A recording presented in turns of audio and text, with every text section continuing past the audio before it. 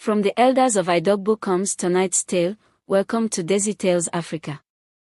The whole market of Idogbo heard the leopard cub screaming before they saw the man who carried it.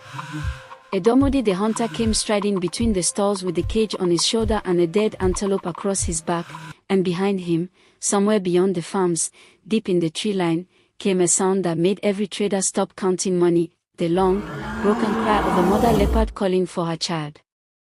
An old beggar woman rose from her corner by the palm oil stalls, thin as a dry branch, and did something no one in Idogbo had ever seen her do. She stepped directly into the hunter's path.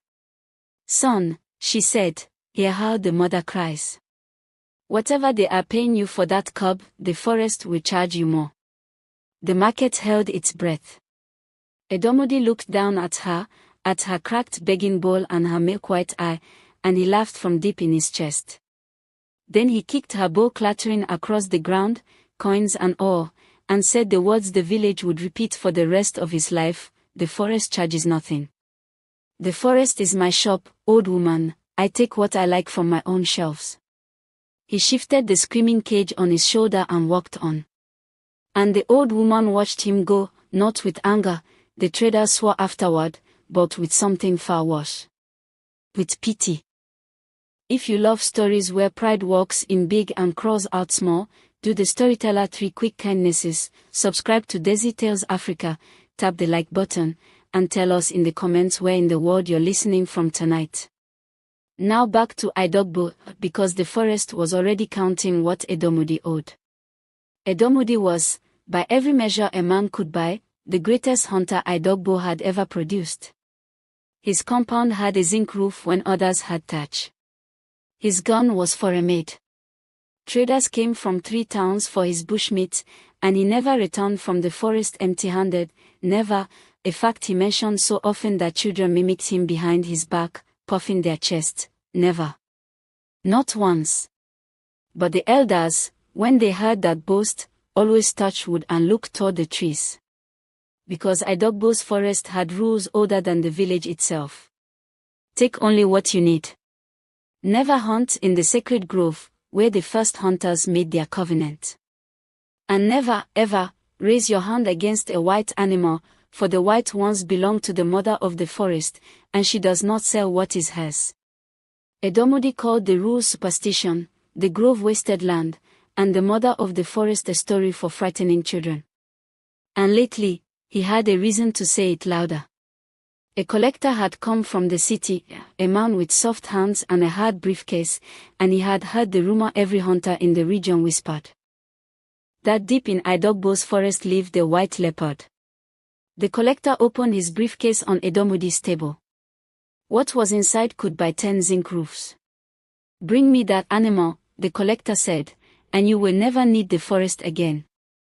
The only other soul in Idumudia's compound that night was a boy called F, an orphan of maybe 14, thin as a fishing pole, who cleaned the hunter's traps, carried his kills, and slept by the goat pen.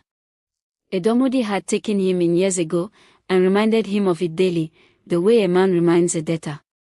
What the village knew was that F's father, Nozake, had once been a hunter too, Idumudia's own hunting partner, in the years before the zinc roof, and that Nozake had gone into the forest one season and never come out.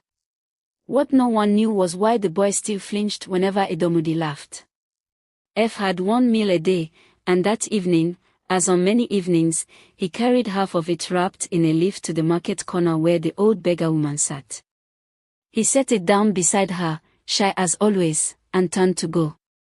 But this time her hand caught his wrist, light as a bird, strong as a root. "You give from a small bowl," she said. "That is the biggest kind of giving."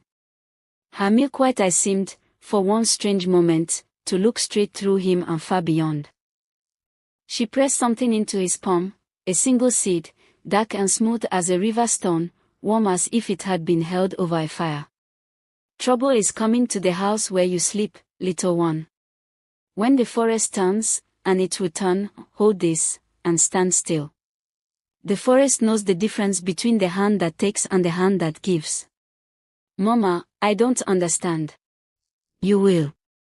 She smiled with her whole ruined face. "Greet your father for me." F walked home with his heart pounding. Greet your father. His father was 9 years dead. He told himself she was old, confused, harmless. But he kept a seed knotted into his waistcloth, and that night he dreamed of leopards. The forest turned 3 days later. It began quietly, the way big things do. Idemudia's traps, 30 traps, laid by the surest hands in Idogbo, came up empty. Not robbed. Not sprung. Empty, all 30, as if every animal in the forest had been told where they were. The next day his famous gun, cleaned and oiled that very morning, misfired twice at an antelope standing broadside, close enough to hit with a thrown stone. The antelope did not run. That was the part that made Idemudia's skin crawl. It simply stood there, watching him walk the jammed cartridge, watching with wet black eyes that held no fear at all. Any other man in Idogbo would have gone to the elders. Idemudia went to the market and bought more cartridges. Because the collector was returning at the new moon, the briefcase with him, and empty traps only sharpened his hunger. If the small animals were hiding, so be it. He was done with small animals. He would go where no hunter went, into the sacred grove, where the white leopard was said to den, and he would take the biggest prize of his life. It was F, pouring his master's bathwater at dawn, who saw the pact carrying ropes, the lamp, the long knife, and understood. And the boy did something he had never once dared in 9 years. He stood in Idemudia's path. Sir. Please. Not the grove. Idemudia stared, more amazed than angry, the way a man stares at a stool that has spoken. Move, boy. Sir, please, my father. F's voice cracked, and then, for the first time, it did not stop. My father went where hunters shouldn't go. You were there. You came back and he didn't, and you never once said what happened, and I was 5 years old, and I have slept by your goats for 9 years waiting for you to say his name, just once, sir. Just say his name. No Zakir. Say what? The forest. The blow knocked the boy into the dust. Idemudia stood over him, breathing hard, and something moved behind the hunter's eyes, something that looked, for half a heartbeat, less like rage and more like fear. Your father, he said quietly, was careless. That is the whole story.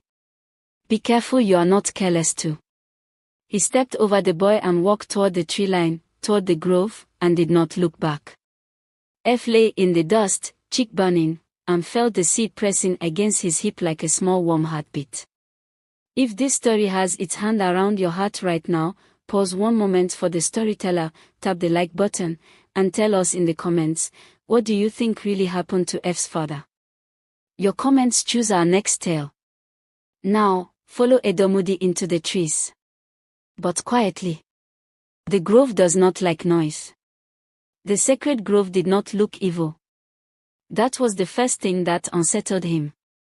It was beautiful, old beyond guessing, the trees wide as huts, the light falling green and gold through leaves that never seemed to move, even when the wind spoke everywhere else.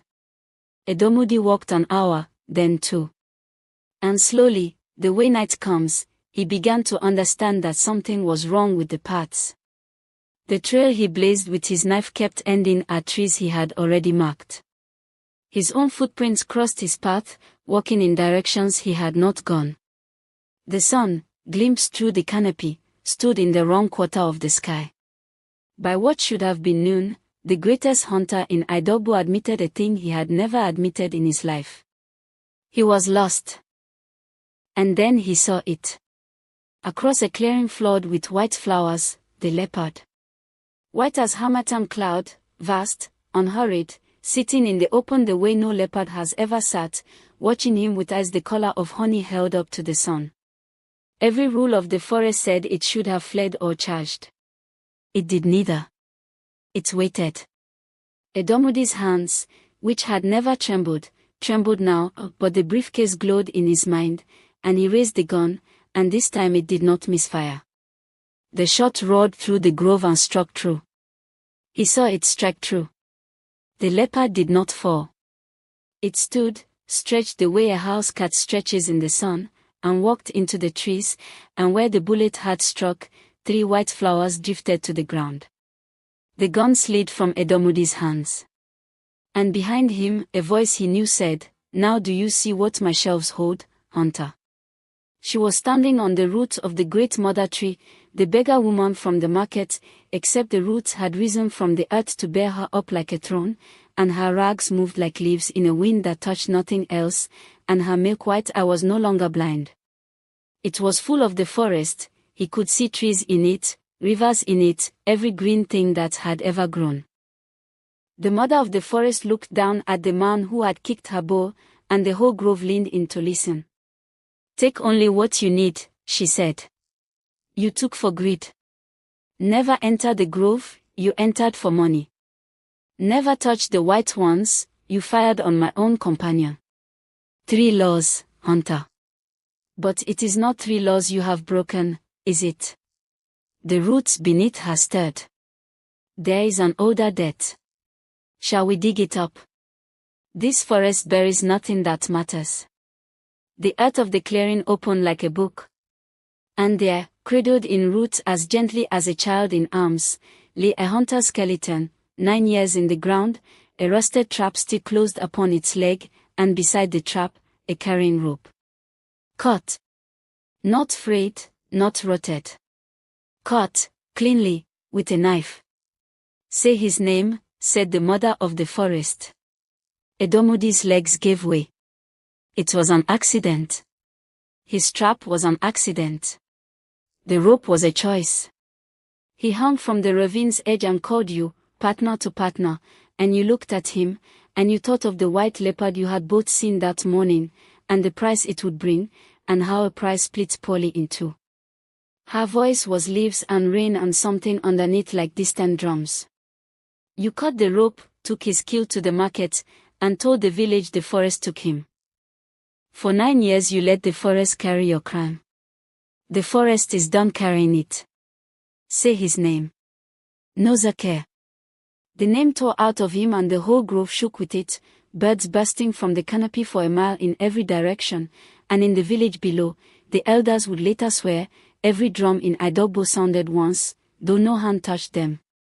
Idemudia knelt sobbing in the flowers, the confession spilling out of him, the rope, the lie, the 9 years, while the roots slowly closed again over Nozake's bones, tender as a mother pulling a blanket to a child's chin. If your heart is pounding, this is what Desi Tales Africa was made for. Subscribe so you never miss a story where the truth refuses to stay buried, and share this tale with one person who thinks the forest forgets. The mother of the forest did not kill him. Her justice was older and more patient than that. Hear your sentence, hunter. Your strength I leave you. Your legs I leave you. But the forest is close to you. Every animal will see you before you see it. Every trap you set will stand empty until it rusts. Every path you walk will lead you out. You called the forest your shop. From this day, you may not take so much as a snail from its shelves. You will live by the kindness of the village you lied to, once they have heard from your own mouth what you did to your friend. And they will hear it, before this sun sets. That is the price. The forest has finished charging you. The roots set her down. The paths opened. And Idemudia walked out of the grove in a straight line he could not resist, his own legs carrying him to the village square the way legs carry a man to judgment, where he stood before the elders and the market and the boy sleeping by his goats, and confessed everything. But the story does not end with the proud man's fall. That same evening, the mother of the forest came to F, as the old beggar again, sitting by the palm oil stalls as if nothing in the world had happened, and she asked for her seed back. F opened his waistcloth and gave it without hesitation, which, she said, was the last test, and he had passed all of them. Plant it at the edge of the grove, she told him, where your father sleeps. What grows will feed you all your days. He planted it. And Idogbo learned what the forest does for the hand that gives. The tree that rose from that seed bore fruit in every season, fruit that never failed even when the farms did, and the forest opened itself to F as it opens for no one else. Game walking almost to his door in hard times, honey where he looked, fish where he cast, and always, at the edge of his vision when he walked the deep paths, a flash of white keeping pace among the trees, watching over Nozoker's son. F became a hunter after all, the kind the old laws describe. He took only what Idogbo needed. He gave from every catch. And every evening in the market, he stopped at a corner by the palm oil stalls, where a ruined old man now sat with a cracked bowl, the man who had once kicked another beggar's bowl across this same ground, and the boy he used to feed by the goat pen would set food down before him, gently, and walk on. The elders say Idemudia lived many more years, and that he never once complained of his bowl. Perhaps he finally understood what it held. Not shame. A lesson, served warm, every single day. Before the story closes, do the storyteller one last kindness, subscribe to Desi Tales Africa, share this tale with someone whose pride is writing checks their spirit cannot cash, and comment the biggest lesson tonight's story taught you. Your words decide which tale we tell next. Because this is what the elders of Idogbo say, to this day, when a proud hand takes more than it planted, the forest feeds the humble hand and empties the proud one. And what a man buries in the forest is only keeping.